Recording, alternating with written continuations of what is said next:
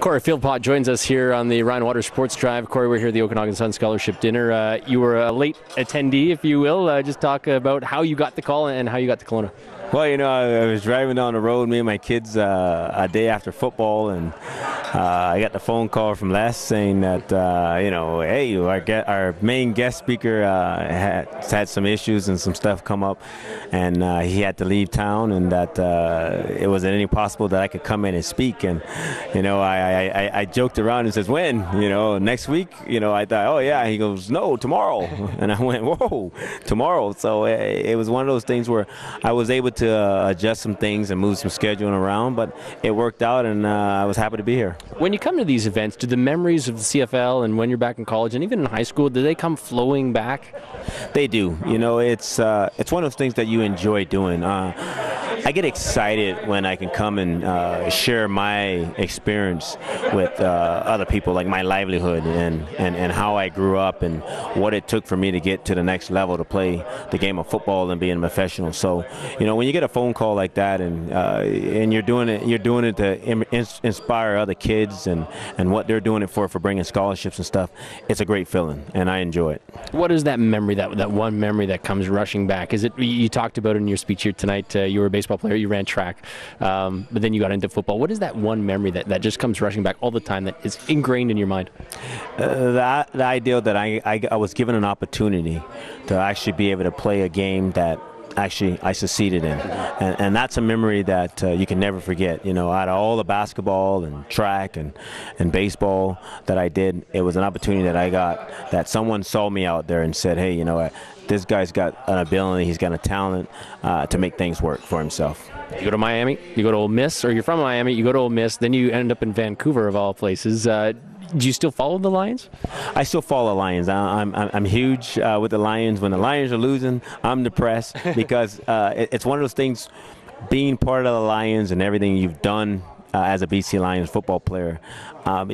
And I get out in the marketing where I'm out and I see a lot of people. So I always get the question, Cory, put your pants back on. Let's go back out there and play. We need you. We need this. So it's one of those things when you're getting all those questions, like I said, you kind of want to say, what can I do to help them? How can I help them? So I'm a big alumni fan, and, I support them all the way. Do you miss playing? Would you, if you could, put the pads on and suit up again? If I could put the pads back on and go back out there and play, yeah. And if I didn't have this hip problem right now that I got to get a hip replacement, I probably would. I really, deep down, I could go back out and play with no problem. I want to ask you about BC Place. You obviously had a chance to play at BC Place. Now with all the new renovations, have you had a chance to check it out, and what do you think?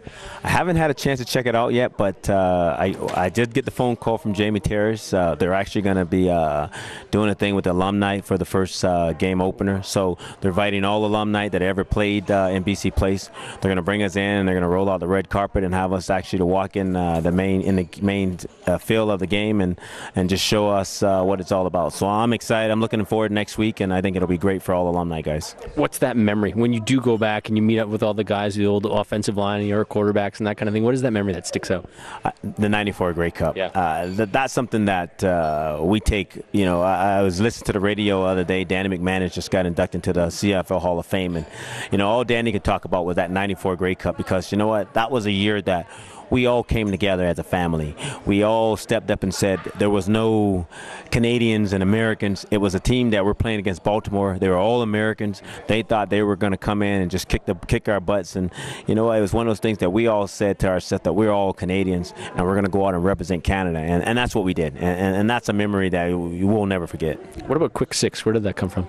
Quick Six. It was one of those things where we were Ray Alexander, wide receiver for the Lions back in '94 and everything.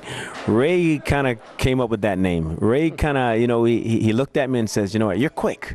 You're so quick, man. He goes, I've never seen a guy as quick as you. And he goes, and you know how to score touchdowns. So, I think we're going to give you the name Quick Six. And I said, Quick Six. I said, do you really think that? He goes, yeah, that's your new name, Quick Six. And you know what? It came in place.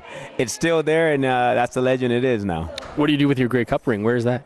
That's at home in the safe. Okay. I usually keep that locked up. I have twin boys that are 11 years old, and they're already deciding who's going to get it. So they're fighting for it. But I do have national championship rings when I played at University of Mississippi. So one of them will get that, and one of them will get the Grey Cup ring. So you're done playing in 2000. You get into a bit of coaching. You coached in the BCFC with the Vancouver Trojans. What do you do now?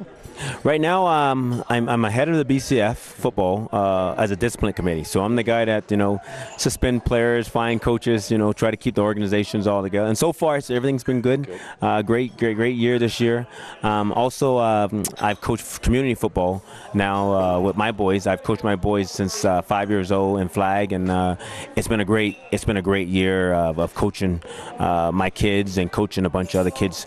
I have a group of kids that I seem to get every year. One group moves up and I get one set of kids, and then I have one group that always go up with me. And every year we've been so successful to I think I'm jinxing myself this year, because every year we started off 9-0, and then we go into the playoffs and everything, and then we get our butts beat. So I'm hoping this year we're 3-0, but I'm hoping that we can continue the drive. But if we happen to lose a game here or two, hopefully that will change our momentum when we go into the playoffs this year. You've had obviously good success coaching. You've had great success playing the game.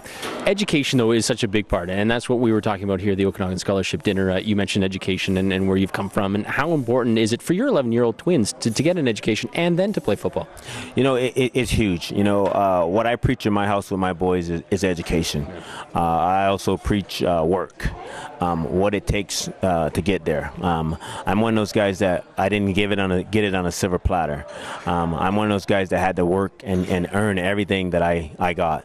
So it's one of those things that's what I preach in my house with my boys, that hard work pays off for you, and education pays off for them. Football is last to us when it comes into my house. So I'm hoping that by what I'm telling my boys, that they will move on and get that education and understand that football is always going to be there, but education will be there overall. Are they allowed to play a different sport if they came home and said, "Dad, I think I want to golf"? Would you be okay with that? I'd be okay with that. Right now, they're actually playing hockey, and they're doing very well already. So it's one of those things. I push as many sports as I can to them. The day that they walk in and says, "That's it, I don't want to play sports," the day I say, "Okay, well, time to get a new job."